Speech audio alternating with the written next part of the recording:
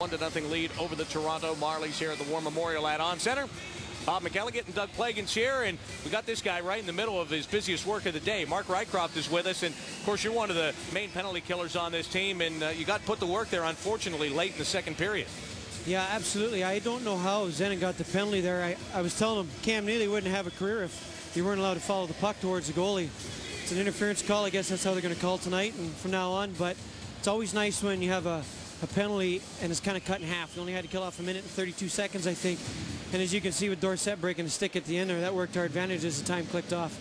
Mark, close game heading into the third period. You get the feeling this is almost a Game 7 atmosphere, even though it's a Game 6? Absolutely. It's classic playoff hockey out there, guys, where the littlest mistake is magnified 10 times, and this is where the small things will win a hockey game.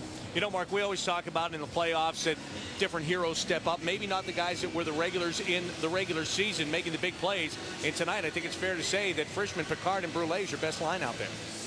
I'd agree 100%. As I was telling you guys earlier, you don't win a championship without a Patrick Roy net, which is our Carl Goring. And you cannot win a championship without well-rounded scoring. And, you know, the third line is chipping in and playing great tonight. Mark, obviously you're one of the leaders on this club. What's going to be the big topic heading into the dressing room here in the second intermission? It's going to be simple, guys. You win and lose the game at the blue lines, regardless of how ridiculous that may sound. If you don't get a puck into their zone, that could be a 3-on-2 the other way, a 2-on-1 the other way. And another thing, if you don't get it out of your zone, it could be in your end for the whole shift. It could be 30, 40 seconds on the whole shift. So it's going to be one at the blue lines and on the wall the rest of this game.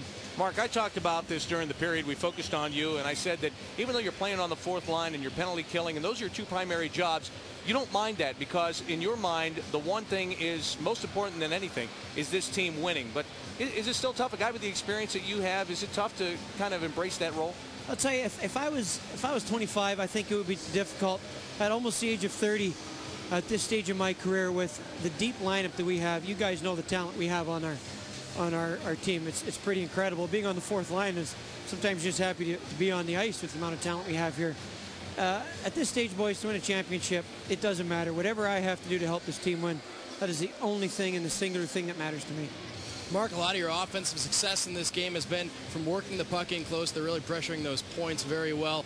How are you guys going about generating those opportunities, pushing it in close? And Clemenson's making some big saves, so you think moving it in there is going to be the key heading into the third? If you guys will have noticed from watching the game up top, and I'm sure the people watching the game have noticed it too, every time we've dumped the puck in, I think we've spent a majority of the time in their zone.